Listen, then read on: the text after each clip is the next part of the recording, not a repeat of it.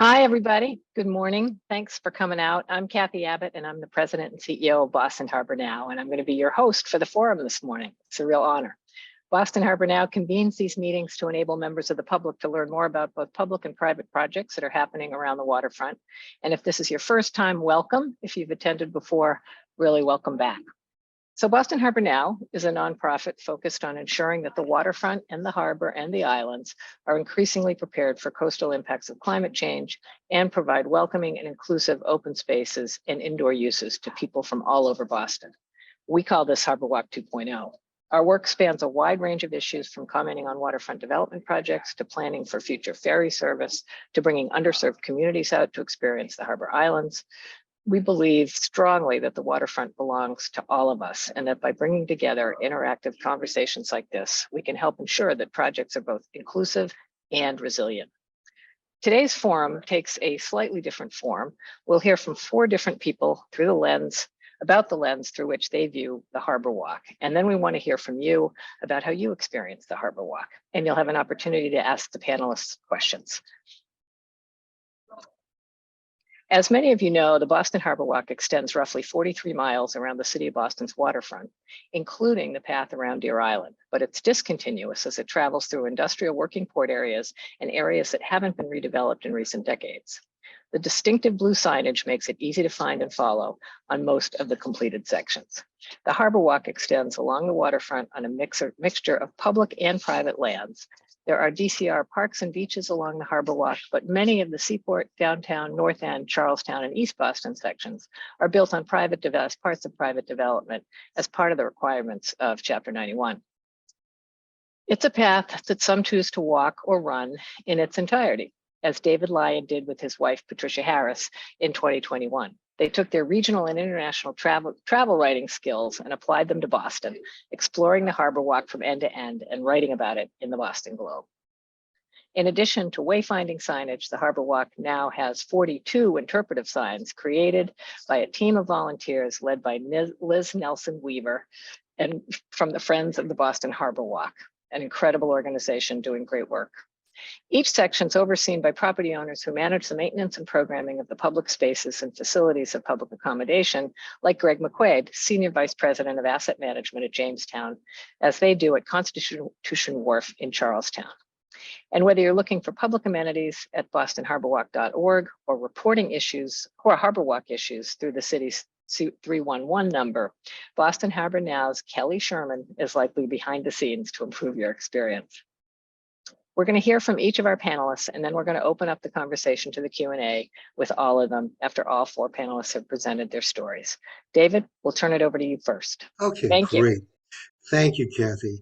I'm pleased to be here today to give a traveler's perspective on the Boston Harbor Walk.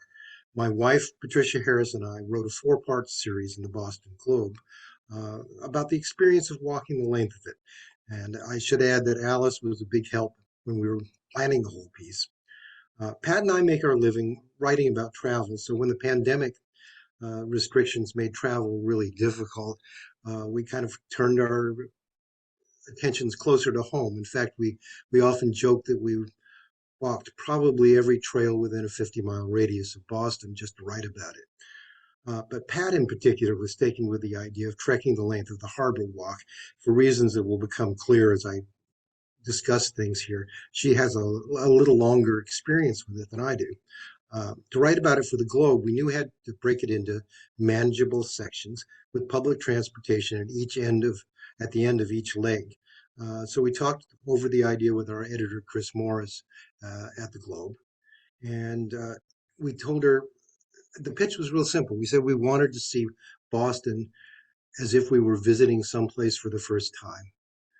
We wanted to see it with fresh eyes. And so ultimately, I should say, we lopped off the northeast end of the trail because we found the discontinuities once we got to Belle Isle Marsh to be kind of impossible to conquer on foot. Not impossible, but difficult. We didn't cover quite the whole 43 miles. Not walking up and down the piers also lopped off some of the mileage, and as well as cutting off the far northeast end. The Boston Harbor Walk online map was a big help. And at least in the planning, but we did find it too cumbersome to use on a cell phone while walking. But it was a stunning experience, even in a season when many public facilities were closed. So I'd like to take you on a tour now. There we go. So we're starting, this is the Neponset River Basin in Dorchester. I'm sure most of you recognize it. Um, we didn't. Uh, we started down at the Lower Mills T stop, which made the most sense for us, riding on the Red Line. And, you know, as locals who had almost never ventured south of Carson Beach, this first stretch was a total revelation. Uh, Finally, we were able to view up close the land we'd only seen while stuck in the car on the Southeast Expressway. Uh, it was instructive to see how the river opened into the tidal basin and ultimately the harbor. And the connection of the harbor to the old industrial village at Lower Mills was really a pleasant surprise. We were pleased to find that the locals used the trail a lot. Mind you, this is in the middle of the pandemic, April and May 2020. Um, they were out there for exercise, and it was real clear where they were walking, as you can see by this excellent signage. Um, this is Dorchester Bay Basin viewed from the roadway. This is the first part of the really difficult discontinuities um, that we encountered. Um, but you know, you walk over the bridge, and we walked over the bridge and up into Savin Hill to take the key home from that first leg. That was about a 7 mile walk. Uh, the so when we started up again, we started from the UMass T stop, and here we are at Fox Point. Uh, it was, you know, this is the Columbia Point walk, I think, embodies much of the sort of urban and seafront just about optimally. It sort of balances them out. It's definitely a developed area, and yet it's far enough out into the harbor that you feel you're a little bit at sea. Uh, by the time we had rounded the point, the city was in view. This was actually really kind of exciting. You know, you see uh, the city towers begin to beckon you toward them. Um, One of the great amenities on the Harbor Walk is Sullivan's at Castle Island. Especially, this was especially true during the pandemic when it was one of the few places that was in fact open. Um, I should add that during the pandemic, we encountered a lot of public facilities that would have been open normally but were closed because of the pandemic and restrictions on restrooms and that sort of thing. The rest stop here was a good idea, as it turned out, because it's really easy to get lost on the transit in the next industrial part of the Harbor Walk, where there are discontinuities through the working port of Boston. And we did, you know, because we hadn't done it before. We've gone back and done it several times since so that we know how to find our way and can point other people, which is useful. But, you know, we persevered, and sure enough, we came to uh, the developed seaport. And with all the access signage and bathrooms that everyone had promised, uh, all of that improved dramatically here. And we, you know, it's kudos to all the dedicated people who negotiated these um, access points, these bathrooms, which are very useful, believe me, especially when you've been walking for a couple of hours. Uh, and we entered the second leg at Fort Point Channel so we could hop the Red Line home at South Station. Now, we started up the third leg at Fort Point Channel. The Independence Wharf complex turned out to be quite a revelation, including the public restrooms on the ground level and rooftop access where we took this photo. And by the way, you know, people were utterly cheerful about all of the spots where there was supposed to be public access. I never felt it was begrudging in the least. And we didn't tell them what we were doing. We didn't say we're here for the Boston Globe. We just said we want to go to the roof. And sure enough, yep, take that elevator down there. Um, Our relation to Fort Point Channel went back to the mid 1980s when Pat was still at the what was then the Massachusetts Council on the Arts and Humanities, and she ended up sitting in on a lot of the meetings that ended up establishing the artists' buildings in the old warehouses. Yet we never really appreciated the channel itself until we could see it from this perspective. Um, Moving along, this is just sort of a little reminder. I mean, this is, I don't know, it's somewhere along the Harbor Walk, obviously, in the Rose Wharf area, probably. Um, but it's just a reminder that whenever you're there, you know it's public property. And that how important this is, I can't begin to tell you. Uh, I grew up on the Maine coast where, you know, because we had the old Massachusetts laws, you could walk anywhere below the high tide line. And I did. I was a scavenger as a kid. I gathered dulse. I dug clamworms. I sold all this stuff. Uh, but the rich people who were starting to come in would get really pissed when they saw you walking down in front of their house, um, even though it was perfectly legal to do so. This, I think of the Harbor Walk signage as kind of a seal of approval, means yes, you belong here. And that's really important. Uh, we're really excited to see these viewing stations.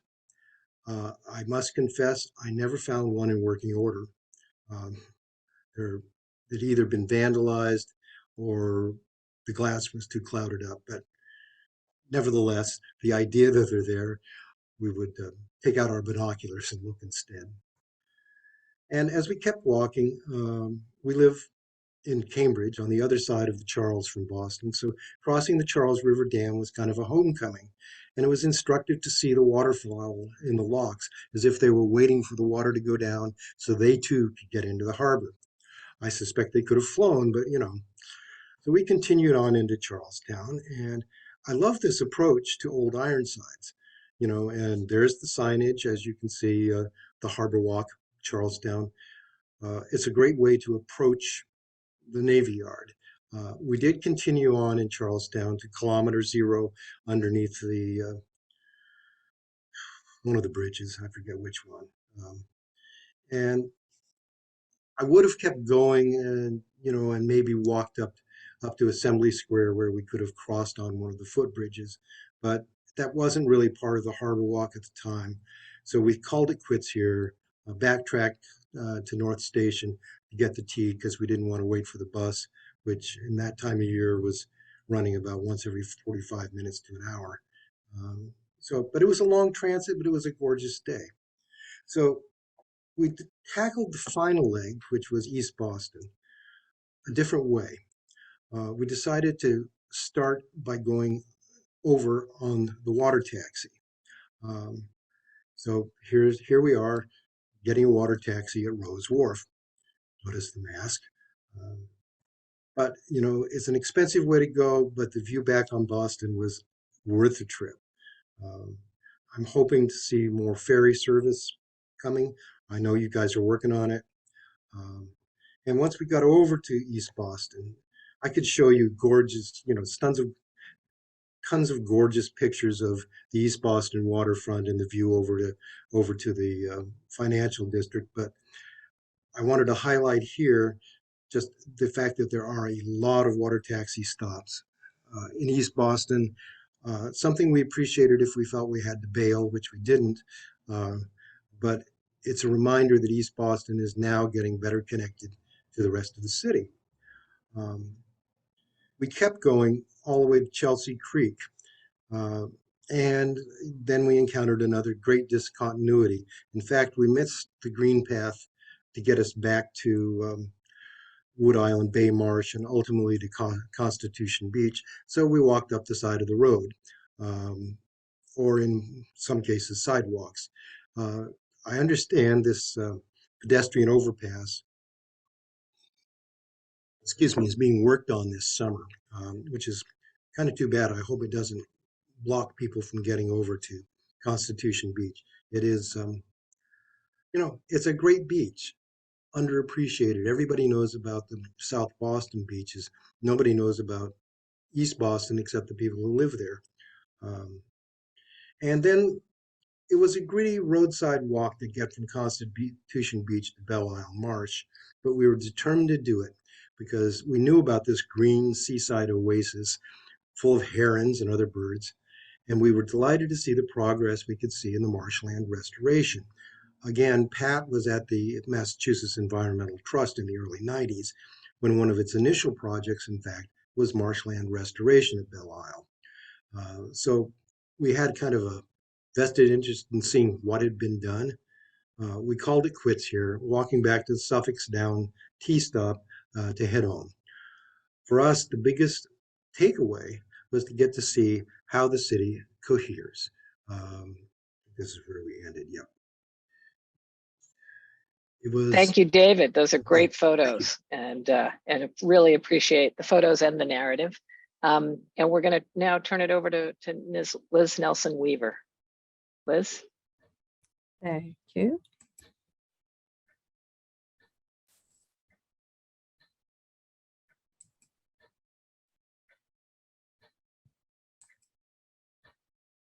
Well, good morning to everybody, and Alice and Kathy, thank you very much for the invitation to speak this morning. My name is Liz Nelson Weaver, and as Kathy said earlier, I'm a member of Friends of the Boston Harborwalk, an all-volunteer organization that exists kind of under the umbrella of Boston Harbor Now. Our group has three main missions that we pursue. The first is that we hold monthly walking tours of different segments of the harbor. The second is that we facilitate waterfront cleanups. And the third is the one that I'm going to be speaking about this morning, which is we've been creating and adding dozens of interpretive signs along the harbor walk. So I'm jumping to the very end, which is the actual installed signs here. And it gives you an idea of the end product. But what I'm going to be talking about is how we get here over time. At this point, we have 42 signs that we created that have been installed in all the neighborhoods except Dorchester so far that border the harbor walk. When we began our project, we had these goals in mind, and these are very much ones that we have stuck with. The first is that we want the signs to really reflect a variety of topics. So we don't want it to be just maritime history. Obviously, we want them to be engaging. We want people to see them, stop, walk over, and hopefully read to the end, or at least read a good chunk of what we have to share. It's really important to us that the information be as accurate as we can possibly make it. So all our signs are always reviewed by a scholar or a domain expert, often more than one, before they go into production. We have tried very hard to make the signs as inclusive as we possibly can. So we're always on the lookout for stories that incorporate groups of people who have often been overlooked in public history. Our signs are very site specific. So it's very much what happened here, that where you're, where you are. On this wharf, on this pier, on this stretch, or that you can very easily see from where you are.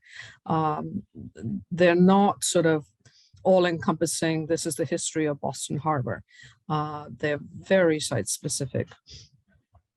Some of the signs, rather than going to any sort of historic aspect, really are designed to engage people with the harbor today, what they're looking at around them. And of course, as you saw on the previous slide here, we have a consistent design. And this is something that we worked on with a Halverson-led group. And then the BPDA is basically incorporated as the design for signs going forward along the harbor walk. And the idea is to essentially brand the harbor walk, whether you're sort of consciously seeing it or not, that this is all one, not always continuous, as David pointed out, but that is one incredible Boston amenity. Just like The National Park Service brands their signs, DCR does, etc. And finally, part of what we always aim for as we're creating a sign is we'd love people to walk away from a sign saying, wow, who knew? That there's some little nugget that we discovered and that we're sharing that people weren't aware of before. So essentially, from having these kind of umbrella goals, we created a master plan for every single neighborhood along the harbor, so that we had it's a working document. It's not something that's etched in granite, but it gives us a sense of ideally which stories belong where. A part of all our initial work, and certainly something that has been ongoing for the years that we've been working on this, is outreach to just about anybody and everybody we could think of, from historical societies and historians to waterfront activists, to DCR. Initially, this was very much introducing ourselves and kind of a meet and greet and letting folks know what we were aiming for. But it was also very much a gathering process. We wanted to hear from the many, many different people who were stakeholders in our city and our waterfront, what they wanted to see along the waterfront, what stories that might not be in a history book that they know of that would make for a great sign. And this has been ongoing. We sort of go back, circle back to the various groups just to let them know where things are and where we're headed over time. So, as was mentioned earlier, the Harbor Walk often goes over private property as well as public land. And so our partnerships have been with a whole variety of different entities. A lot have been with developers. I think we've worked with 6 or 7 developers at this point. Some have been with existing property owners with sites that have been in place for a while. And then, of course, Boston Parks and Recreation and DCR. And essentially, our partnership is very simple.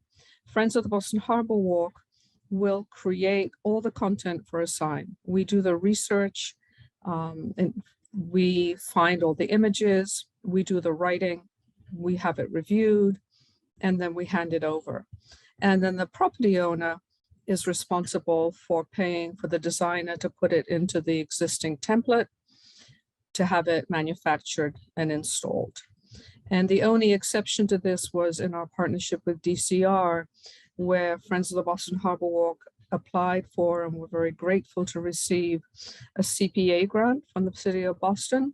And that covered the cost of managing the project, the design, the installation, and the manufacture and the installation. But in all other cases, that's been the responsibility of the property owner. So once we have a commitment from the property owner and we've agreed what the topics will be, exactly how many signs there will be, and we always wait for that commitment in writing before we move forward, because each sign takes us at a minimum 60 hours to create, and often much closer to the 100-hour timeline. It's very labor intensive. Because we really do a very deep dive into the topic. And this is just sort of a quick example of some of the books that we have read related to the topics that are, the signs that are already in place. We also, again, go back to people, we look at archives, we look at city and state reports, city directories. We tap into all the fabulous institutions that we have available, from the Mass Historical Society to the Leventhal Map Center at BPL. Again, all part of a very deep dive into the topic that we're researching. And then we end up with something like this. Slews of notes, a whole bunch of different images, some maps, you name it, just a colossal amount of information. And then the goal is to take all this and somehow transform it to this. We have about 100 or 160 to 170 words to work with in that main text on the right. And then we have, you know, a little bit of room in the captions to give a little bit more information. But in that main text, we want to give a little bit of context for whatever it is we're talking about. We want to be able to share some kind of neat nugget that people might not know about. And again, you know, we're taking all kinds of information that we've gathered and deciding what is likely to be most engaging to the general public. We want to capture sort of the main point of the topic in that main image. We also want it to be really engaging. That's the image that we hope will stop people and have them turn, look, and read the sign.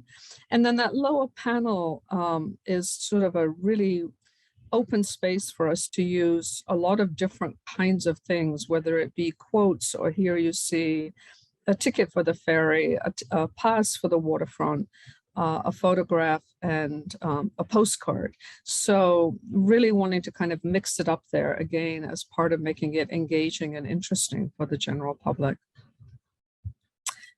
All of our signs have a QR code sticker on them. It's a sticker. It's not part of the actual sign itself, because we figured that the day we make it part of the sign itself is when QR codes will become obsolete and something else will take their place. So it's a sticker. We can change it. But what it does is it takes you to our companion website. And on that website is all the content from the sign. There are Spanish translations that are done professionally. Every single sign that we have in place has a Spanish translation. It also has a recording of the sign content, including a description of the actual images, not just a reading of the text. And we do that in a partnership with Perkins School for the Blind. They have, again, a professional doing that recording.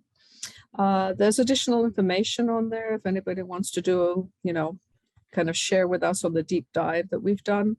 And of course, there's a whole list of resources of the materials that we used to come up with the sign content and anything that anybody else might want to look into, again, if they're interested in the topic. So again, a QR code for every single sign.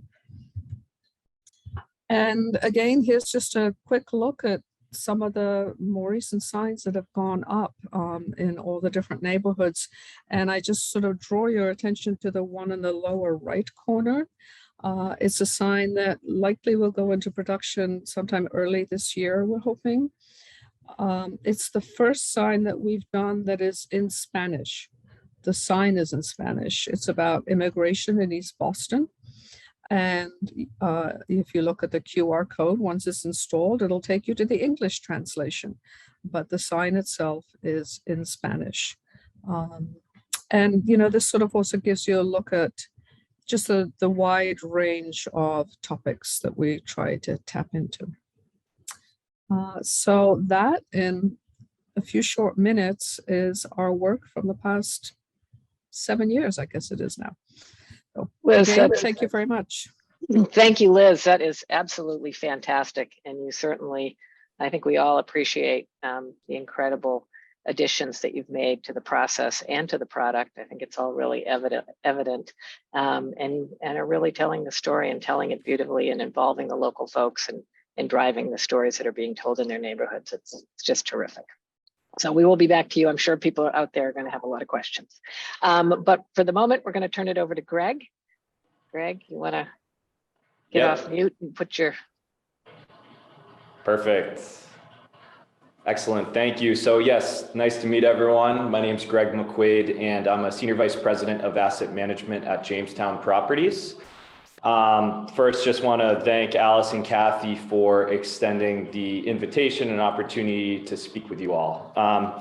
So I actually am not controlling my slides, so I will dictate to Alice, who has volunteered to do so for me. So we can skip here to the second slide, Alice.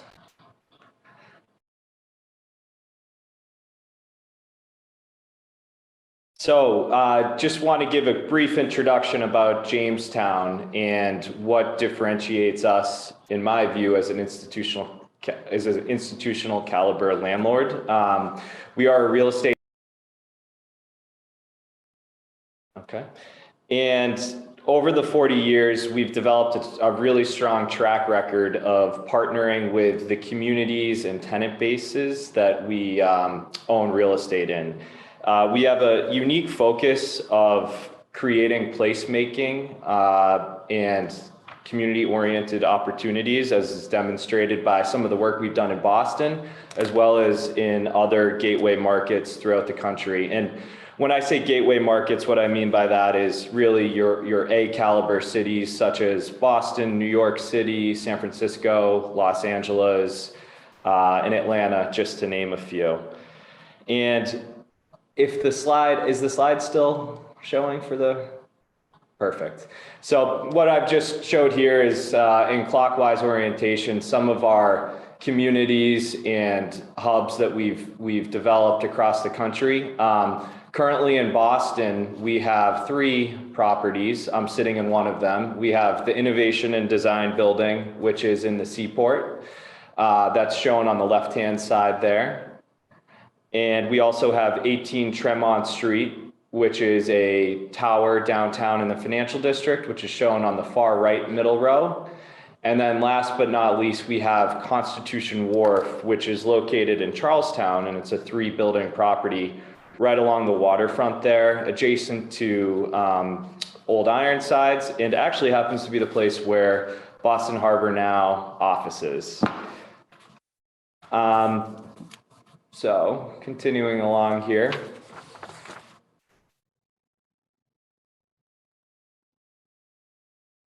Next slide, Alice.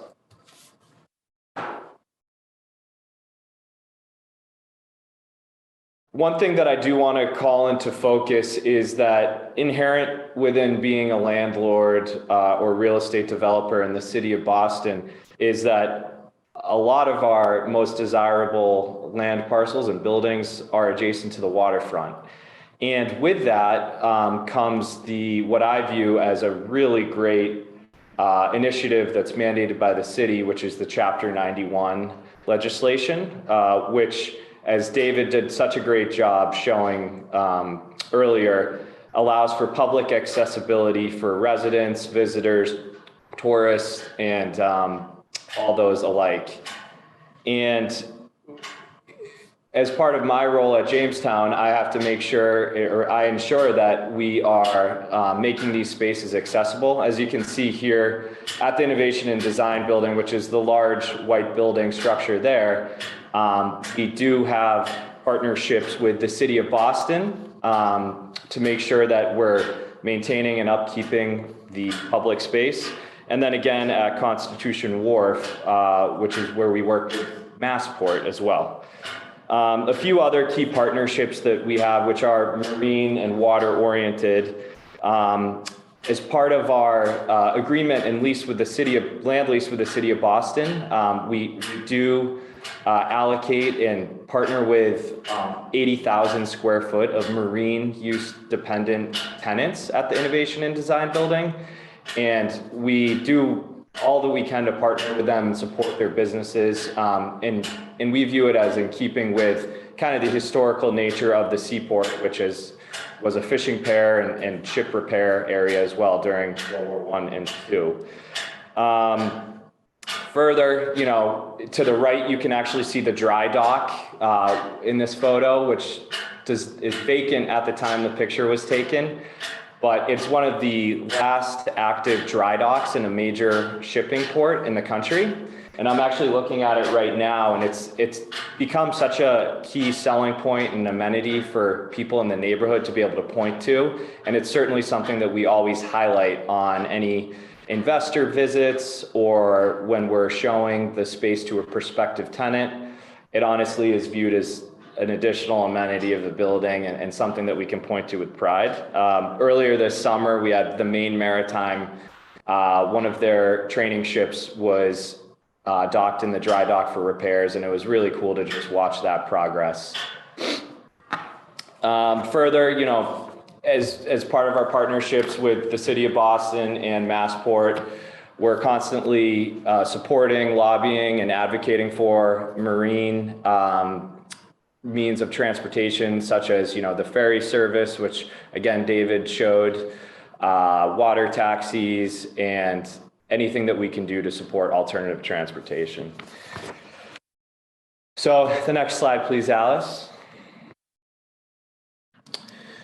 So what I've done here is displayed some photos of Constitution Wharf, and really this is our little piece of the Boston Harborwalk there that is, again, adjacent to Old Ironsides. And what we've done since we acquired this property over 3 years ago is made significant capital investments, not only to our own privately held parcel in terms of soft seating, fire pits, and lighting, but also right along the harbor walk.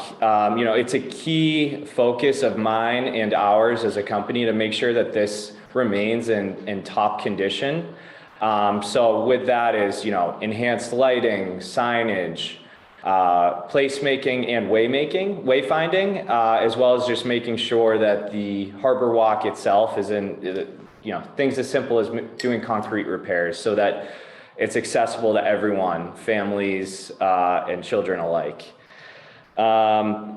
Additionally, we've tried to activate the space. You can see in the bottom left corner, that's a photo from pre-COVID, but I've recently had discussions to bring this back, which was a beer garden. We partnered with a local brewery, Castle Island Brewery out of South Boston, and allowed them to set up shop. And, obviously it brings more people into the space right along the harbor front. It's a really nice place to have a drink when the weather's nice.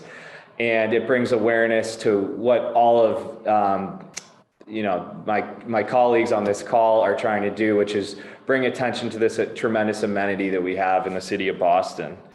Additionally, we've tried to drive foot traffic here. This past year, we sponsored a ice sculpture as part of the New Year's Eve celebrations, which was I think is a really unique thing that Boston Harbor now and Alice is in charge of, which is, really unique and large ice sculptures to encourage folks to use the waterfront during the winter months, bring their children, maybe watch fireworks, and hopefully be in awe of some of these ice sculptures because they are pretty cool.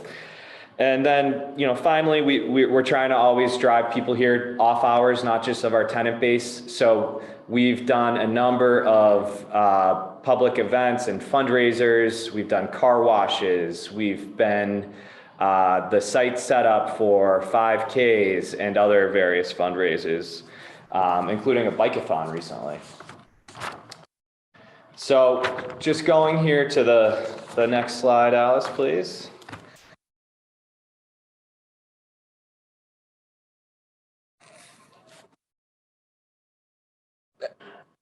Thank you much. So I think what I'm trying to capture here is that what's important to us is not only partnering with the public, but also partnering with our existing tenant bases too. So there's just a few things that I wanted to highlight that we've done. First and foremost, it's important, and it's been such a mandate from the city of Boston that we all can get behind, is trying to find green, eco-friendly transit options and ways to reduce our carbon footprint. I'm just happy to highlight that at Constitution Wharf and at our various properties, across Boston and the country, we make it a point to install really unique and high usage, bike storage and bike rack options. Similarly, we always operate shuttle service to ensure that, folks that are taking public transit that may be dissuaded by weather or certain distances to have an option to take public transportation in the T into town and then can hop on a free shuttle to get to work. And we also, like I said before, do invest in the public walkway. So if folks do want to walk, it's a safe, well-lit and easy walk to do. Additionally, in our property here, we're trying to encourage folks to utilize the lobbies and public spaces. We have dining options here so that, David, next time that you are exploring the Harbor Walk, hopefully you can pop your head in and grab a quick bite, use the restroom facilities. And we also have, a fitness center here that's helps support all of these causes. Last but not least, we do host tenant-focused events too. A notable one was this past summer in July. Dr. Jill Biden, the First Lady, actually visited our property to give a presentation as part of her acknowledgement for some of the work that the Home Base Foundation is doing. The Home Base Foundation is one of our tenants at Constitution Wharf, and they're a nonprofit that helps injured soldiers or veterans do rehabilitation and things of that nature. So it was a really cool event that we were honored to host the First Lady at that time. So that brings me to the close of really the prepared remarks I have, but I do just want to reiterate from my vantage point as a real estate owner and operator, we truly view the Boston Harbor Now organization and the work that they do as such a unique and tremendous value add that the city of Boston has. I've been on a number of meetings and public feedback opportunities where folks are talking about development and what to do with the waterfront and how to enhance it. And I always go back to one thing that I heard, that the Boston Harbor, the Inner Harbor, is roughly the size of Central Park in New York City.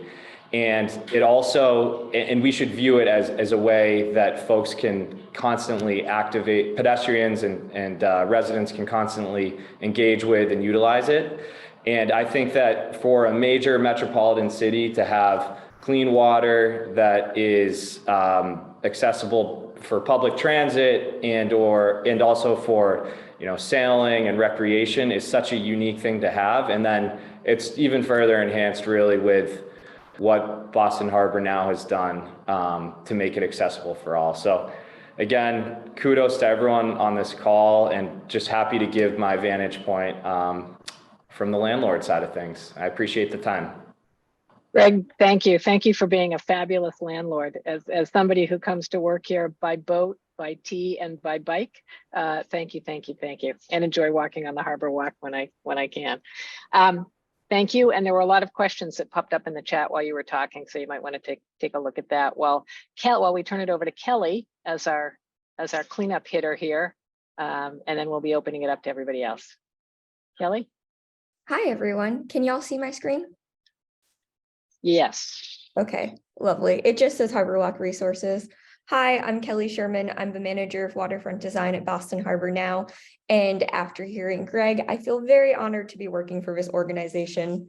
So I'm going to talk about some of the Harbor Walk resources you may not have known about and share some of the behind the scenes work that goes into being a Harbor Walk steward. So first, I'm going to dive into the Harbor Walk web tool, which is a online map created in 2018 by Boston Harbor Now in partnership with Mass DEP. And it shows off all of the Chapter 91 amenities around the waterfront in Boston. Chapter 91, for those who are uninitiated, which was me approximately 9 months ago, is the Massachusetts Public Waterfront Act. It states how specifically Massachusetts can promote public use of tidelands. And more specifically and more relevantly to this map, it also shares some of the public amenities that non-water dependent uses have to provide. And so each different Chapter 91 license and site provides different things, which is kind of hard to keep track of because, as you can see on this map, there's a lot of different points. And so this map was created as a way to kind of keep track of where everything is located. And especially, I think, during the pandemic, this got a little bit chaotic because the world changed. And so what was available was a little bit less clear. And so thanks to our summer intern, Ellen, she went around and hopefully verified almost all of these. So these amenities should actually be accurate, and you know where you can find what on the waterfront. Okay, so I'm going to go into the Harborwalk web tool now. Hopefully this works and loads quickly. Yeah, okay. So this is going to load in just a second. But so as you can see, this is just the actual tool version of what I had up on the screen previously. It is a map that is like Google Maps. You can move around the different Boston waterfront areas. You can zoom in and out. Each orange point represents a Chapter 91 license. That is to say, like the specific location that has different amenities at it. You can click on a point and it will show you all of the different amenities it has. This is South Station. You can see that it has a restroom, Wi-Fi, food, water, bike rack, etc. And you can also see that it has directions to that location and the website. When you click on all of these points, all of this information will be provided, what the public amenities are, the website if it's available, and how to get there. If you click on to the individual amenity, sometimes there's a drop-down arrow, which is kind of faint here, but you can see it. It has more information about that amenity. Sometimes, for example, we thought that the restroom here might be a little bit complicated to find. And so Ellen so nicely tried to describe how to find it. So the amenities have different information if you click on them, and feel free to use this tool because it's great. As you click around, the points will become black, so you know that you've looked at a point already. You can see that South Station has already been seen, but Atlantic Wharf here also has a bunch of different amenities that you should take advantage of. When you zoom in and out, some of the points turn into larger numbers. See, this one says 10.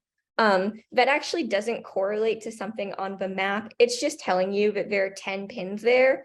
And if you click on it, it would automatically zoom to that spot to show you the 10 pins. But if you were to look at it just on the map, it would be too chaotic to actually see. On the side, which I'm sorry, I'm gonna have to move my screen a little bit slightly for myself, you can see that there are different amenities and filters. The filters will help you find specifically what you're looking for, and it'll hide anything that you're not looking for.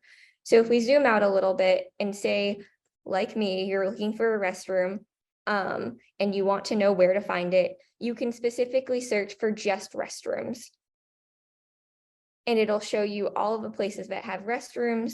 And if you turn it off and you want to say, look for ferries afterwards because you want to get somewhere without taking a water taxi, because water taxis are kind of expensive, you can find all the different ferry stops. So you can search by amenity, or you can search by neighborhood. If you're in the downtown area and you want to know what you can find in downtown, it'll only show you the downtown amenities.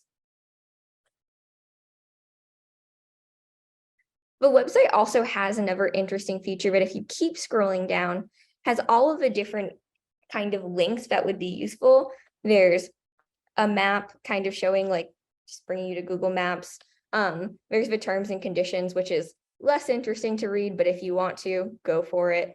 And I think most notably for me, there's the Boston 311 page.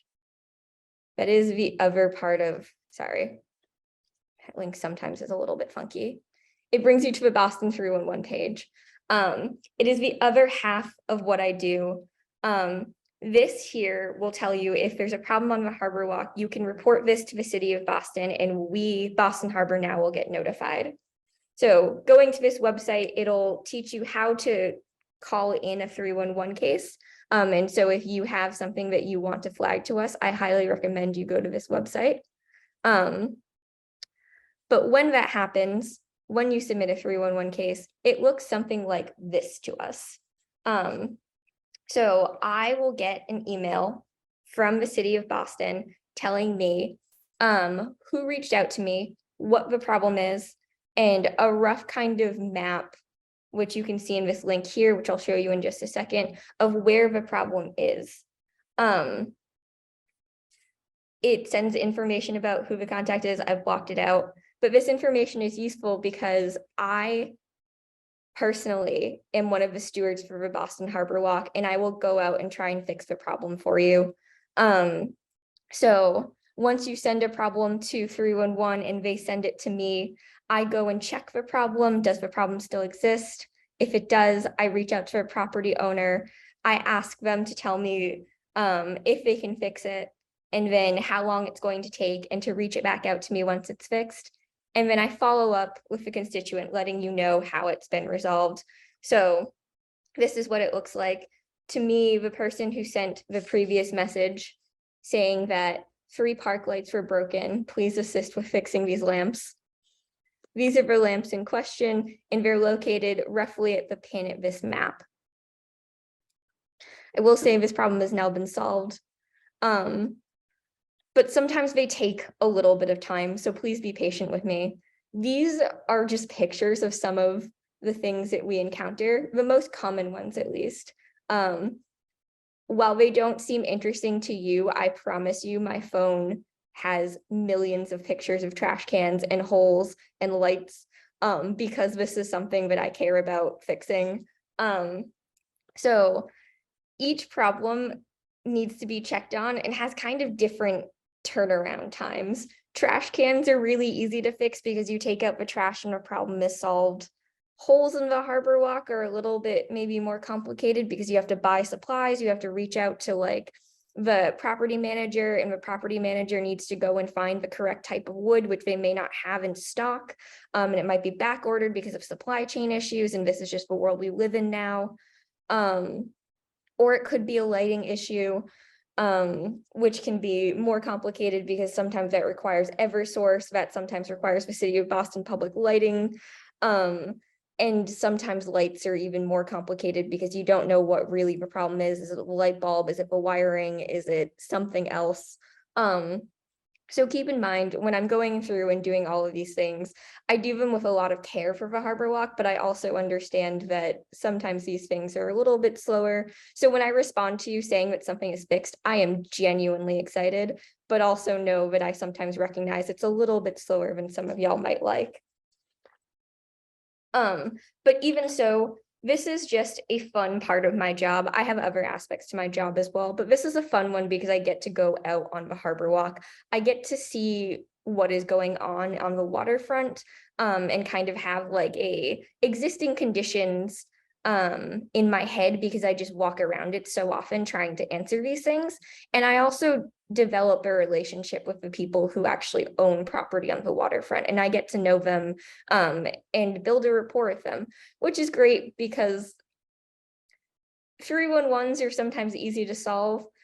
When we have conversations about what is Chapter 91 and what are the public amenities around there and what do you need to maintain as open, those are sometimes more complicated because it's a difficult law to understand.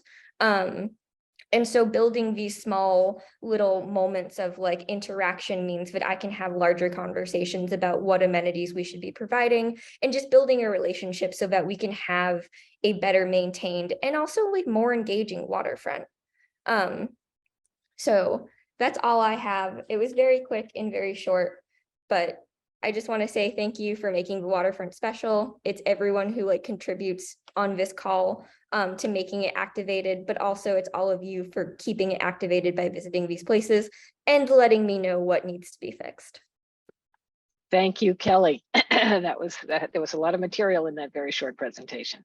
And thank you to all of our speakers for really solid presentations, great material, keeping to time. We're on time, and now we have an opportunity to open it up to what seems to be a very engaged audience in this discussion of the Harbor Walk. To hear people's questions, you can be putting your questions in the chat, which Alice is monitoring. And now you'll be able to use the raise hand function, raise your hand, and ask your questions directly of the panelists. And also, if you have your own thoughts on, you know, what's the next thing, the next big thing that you'd like to see happening on the Harbor Walk. So really appreciate the panelists. Thank you all. Could not have had a better group. Also want to recognize Vivian Lee, who's here with us today, who's really responsible for getting us to where we are today. So thank you, Vivian. Really excited to have you here as part of the conversation. So, and I will, we'll open it up. Kathy Elliott. Kathy. Oh yeah, good morning, everybody. This was a great presentation. Thank you all to everyone for all you do for the Harbor Walk. So I hate to segue to somewhat of a negative comment, but I live in the Charlestown Navy Yard, and I'm pretty familiar with our Harbor Walk here. And it seems to me it's in a constant state of disrepair. And there's a whole set of different responsibilities as to who ultimately is responsible for repairing the broken boards. There's so many people here that trip over the boards that now are like warped and provide a tripping hazard. So I'm just wondering if you could talk about how the Chapter 91 Act influences who is responsible for repairing the Harbor Walk. Why can't there be a single point of responsibility so maintenance is consistent? And lastly, Pier 6, it's beautifully done with, it seems like a different type of wood or laminate that's used on their walkway. Why can't the Charlestown Harbor Walk have new board technology, a single point of responsibility for maintenance and repair, and just look a lot better given how many tourists we have coming to the Navy Yard? So thank you. Well, that is a very important and big question. And part of the answer goes back to the origin of the Harbor Walk. The fact that, and what makes, one of the things that makes it so amazing is that this work has had to be done with each individual property owner as properties get developed. And then those property owners are responsible for not only building the Harbor Walk, but for also for maintaining it, which is why we have the 311 number and the 311 function to try to keep an eye on things and then to get those properties to keep up with what they have on the Harbor Walk. We also at Boston Harbor now have a group of the property managers who we meet with periodically to try to keep them focused on this topic. But you are absolutely right, Kathy. It's a challenge. I don't know if anybody on this call sees a solution or is aware of a solution that's in the works beyond what we've been putting in place so far. And I don't know if Alice or Kelly have anything else they'd like to say, since they're closer to this on a day-to-day basis, I think, than many of us. Yeah, a lot of the work that we do, so, Boston 311 is a huge umbrella. You can report virtually anything you want to complain about to the city on it, citywide. And I believe it was Vivian or Julie, both of whom are on the call today, who worked with the city to say, hey, we can help with some of these because it isn't a consistent property owner. So our first strategy is to look at the tax assessor database the city of Boston conveniently publishes on an online map. But the lines of those boundaries on a digital map do not always align with the realities on the ground. The Google map aerial view and the legal realities are not quite the same. And so it is a challenge sometimes to find exactly who owns which square inch. And there are places that people are like, nope, it's definitely them. And people say, no, it's other people over there. The funding to make these places great often comes at the beginning when properties are developed for the first time, in order to be able to say, oh, you've reached this point in the life cycle of your building where like you have to do this maintenance. And so it often is a pretty substantial lift. As you note, it is very piecemeal, but that is both the magic of how it got built and the challenge that we face today. Vivian, do you want to hop in?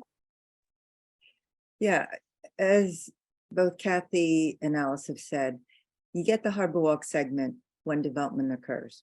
You in Charlestown have indicated there are numerous property owners. You have the federal government, you have private property owners, the planning agency also has responsibility for certain segments of it.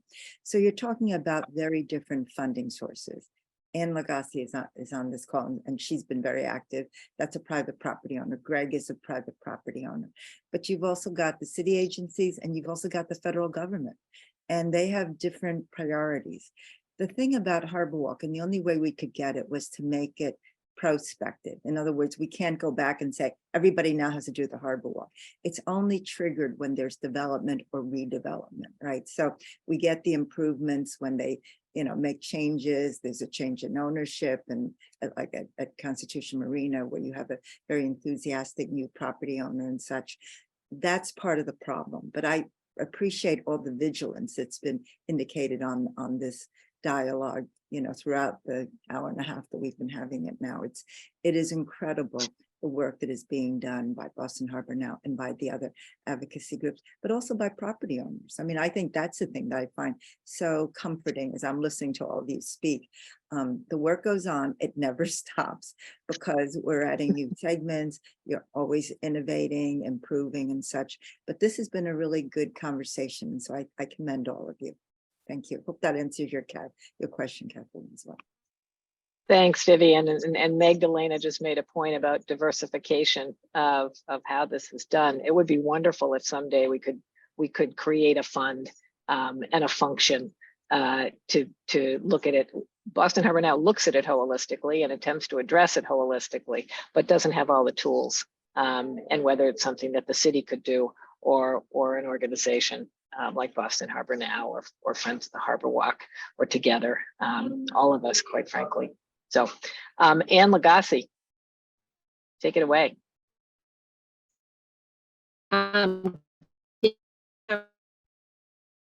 Fortunately, sitting in a park. You're cutting in and out. Okay, let me see if this is better. Is That's that better? Yeah, that's better. Okay, Yep. great. Sorry, everybody. And Kathleen,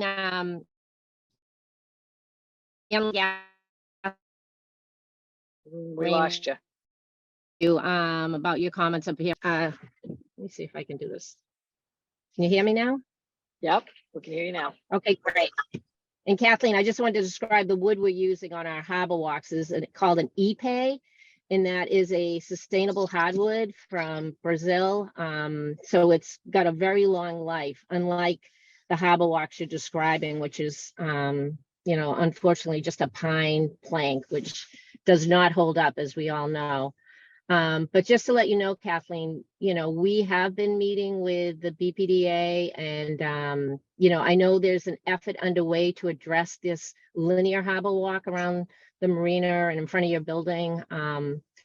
There's no solution yet, but I know it's been elevated to a very high level because it is a mess. And the other thing I'd like to say too, Kathleen, too, as we all know, is snow removal. It doesn't make sense. We remove snow on our parcels, yet the snow doesn't get removed in front of Paris Landing or Flagship. And, so I think someone mentioned earlier, it makes sense to have some type of like cooperative management agreements around all these property owners. So it's done well and consistently. And that's not happening yet, but it'd be a great goal. And we as the marina owner and operator are all for it. We're very supportive of a cooperative agreement amongst these property owners in Charlestown. Thanks, Ann. Other questions? One of the topics that we haven't talked much about is programming on the Harbor Walk. And that's a really important component of sort of activating it, bringing people to it, encouraging those who might not otherwise think about it, using it. Any thoughts about programming on the Harbor Walk? Things that people have seen that they really like, things they'd like to see more of.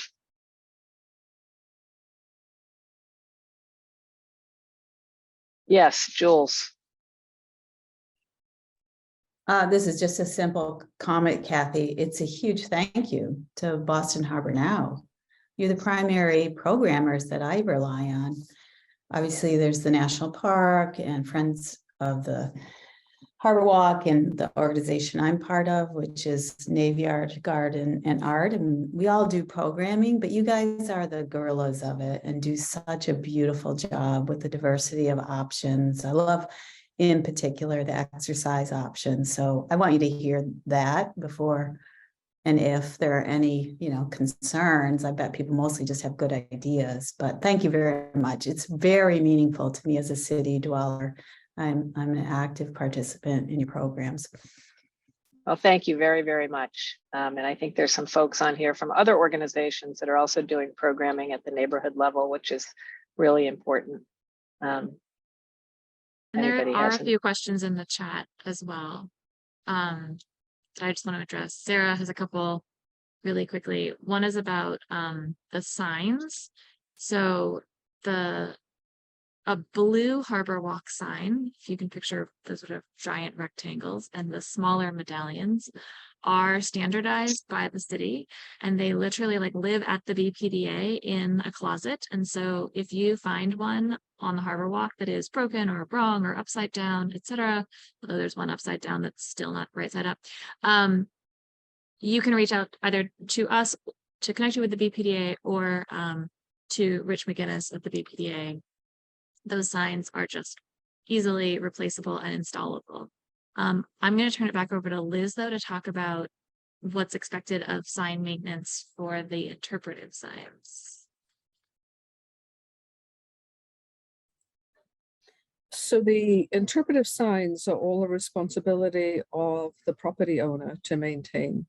And we've actually run into that signs that were installed at Harborview condos in Charlestown, where we've been urging them for some 9 months now to replace really badly worn signs. So you know, it's a work in progress. Ours are so new that for the most part, they aren't worn, but in this particular case, a different manufacturer was used and they just got worn very, very quickly in really horrible condition just a few years after being installed. But if there's any problem with them, again, you can reach out to us or Kelly and 311 because they absolutely should be in excellent condition. Thanks, Liz. Yep, Vivian? Chris Bush from the city has been on this call. I think he's still on it. He's another resource. And I don't see Daniel Pageant, who's in charge of the Chapter 91 program for the state on. He's very often on these calls as well, but he is the person that probably should also be contacted because most Chapter 91 licenses do have a maintenance requirement. And it runs to the property, not to the owner. So if Jamestown sells its property at some point, whatever the Chapter 91 requirements are, they hold for the next owner. And that's pretty key so that, you know, even though there's change of ownership, you don't quote, get out of the requirements. Thanks. Good point. We also had an earlier question for Greg about whether or not the Constitution Wharf building or your other properties have space for nonprofits to meet within them. Yeah, I saw that. Thanks, Alice.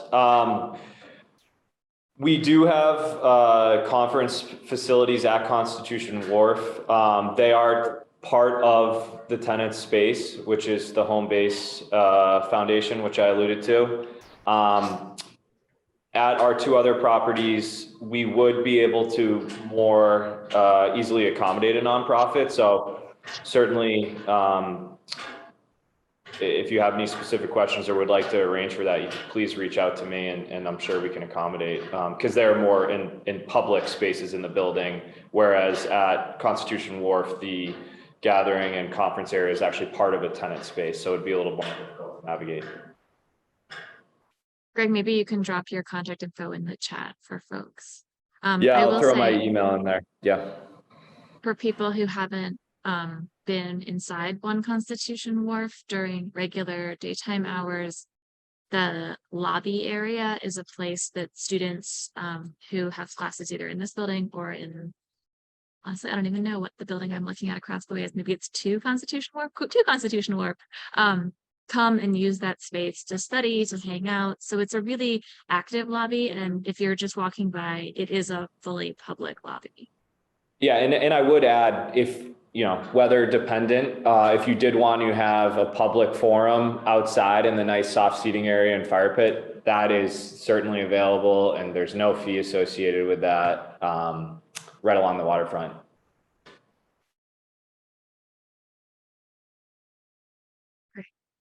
Other questions, comments?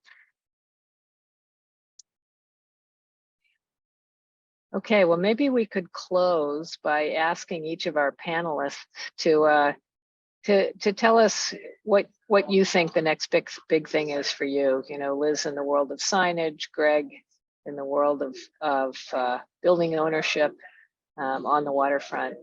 David, in terms of your experience of the Harbor Walk and where you might go next, what you want to be looking at and talking about, and Kelly, in terms of how we're operating the Harbor Walk. Anybody want to go first? I'll start with Kelly since she closed the panel. We'll go backwards. Sure. So the thing that I'm most excited about is actually to start building more relationships with some of the property owners along the waterfront. As Vivian was noticing, management can change, and so who you know can change. And so building that relationship so that we can have constant and consistent kind of like Harbor Walk amenities and kind of understanding of Chapter 91 would be really great. And so I'm looking forward to getting to know everybody. That's And great. re-meeting everybody. Thanks, Kelly. Greg, what's next in your world? Sure. Well, not something I directly control, but something I'd love to advocate for, both as, in my role in real estate as a landlord and operator, but also as a resident of the city of Boston myself, is I would love to see a really refined focus on encouraging the MBTA or private operators to increase shuttle service along the Boston Harbor. So the inner harbor from South Boston to East Boston, I think there should be very frequent service there from Charlestown to the North End and downtown. The same goes. And again, all the way up through the Mystic River to the casino, which I know the Wynn operates on a seasonal basis. And then of course the commuter ferry. I just think that we have the infrastructure in place, natural resources to allow for an awesome way to commute, avoid rush hour traffic, and really just open up the waterways. Thanks, Greg. That is music to our ears, as you may or may not know, particularly our ferry and Miss Alice. And we are continually working on that, and would love to get you involved. So you may hear from us. Yep. Okay, Liz, in the world of signage. Yeah. Well, we have several projects that are in the works with, redevelopments or developments. That the most imminent one is signage for Commonwealth Pier, which we're finishing up. But probably the biggest challenge we're facing at this point, and I'd love it if anybody had ideas, is for signage along DCR property, going further south in South Boston and in Dorchester. DCR does not have the resources, is my understanding, to continue signage along that stretch, which is, as David pointed out in his presentation, a pretty significant stretch. So if people know of foundations or organizations that award grants for that kind of work, we would love to hear about them so we can begin the process of applying for another grant. Again, the signage that we just installed at Castle Island and Pleasure Bay, that property has been in the hands of DCR for 60 years, and there's never been an interpretive sign there. And, it's only thanks to the Community Preservation Act grant that we were able to install them. So I'd love to hear if anybody has ideas on foundations that we can turn to add signage going further south. Thanks, Liz. That's a great request. And we will work on that with you. David, close us out. Oh, you're on mute. Yeah. My interest at this point actually is exploring the edges a little bit more. I do want to get on DCR's case about maintenance of parts of the property south of the Dorchester gas tanks, because the trash level there is a significant issue, particularly for anybody who's trying to actually walk the harbor walk in that area. And I want to explore what's going to happen. I think there's a lot of potential for the Mystic River on both banks. And that would provide, if it were handled correctly, that would provide the link down to Chelsea Creek on the east side, which would be very nice. Like I said, we considered continuing walking up to the pedestrian bridge, but decided that it was just too hard to get there. I expect that to change dramatically with the development that's going on in East Cambridge. Um, and, and I keep hoping that somehow something will get better on the East Boston end to link up after Belle Isle Marsh, getting up to Nahant, Winthrop. We'll see. Uh, but it's really exciting. The thing that we pulled out of it was we never realized how much the city cohered. Both of us moved here around 1970. And at that time, Boston seemed to us like a series of pockets of tribal neighborhoods, um, all of which turned their back on the ocean because it was pretty foul. And in the years since, things have just changed so much, so dramatically, through the advocacy of many of the people who are here, Vivian especially, and people like Bruce Berman, Save the Harbor, Save the Bay. It's given back Boston its birthright, I feel. And we actually feel the city as more of a continuity just because it's linked by that one, blue line path along the water that ties everything from Dorchester up to East Boston and everything in between. And, it makes us even more prone to walk it. So I hope, and I should add that we got a lot of response from the Globe articles, from people who were actually organizing walking groups who were going to go walk the Harbor Walk or some segment of the Harbor Walk. I can't tell you how gratifying that was. I had been kind of resistant when Pat initially proposed it because of the logistical problems, but we solved the logistics. It wasn't that hard. And, we love the city all the more for it. So thank you all. Thank you, David, and we hope you keep walking and writing, or writing and walking. We will. You and Pat. I really want to thank everybody who joined us this morning for today's discussion. It's really been rich and exciting. You can watch a recording of this forum and some of the other past forums on YouTube. Alice will put the link in the chat. We hope you can learn more about all of Boston Harbor Now's upcoming events at bostonharbornow.org by signing up for our monthly email updates or following us on social media. And I hope some of you will come and join us for the Onboard Awards breakfast at the Boston Harbor Hotel coming up just in a couple of weeks on February 9th. That'll be a wonderful opportunity to recognize the city for the terrific work it's done in the North End Parks and Tishman Spire for what they did on Pier 4. So let's give the speakers another round of applause. Not sure how we do that.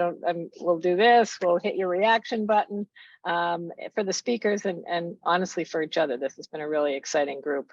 And it's really been a pleasure to be participating with all of you this morning. Thank you.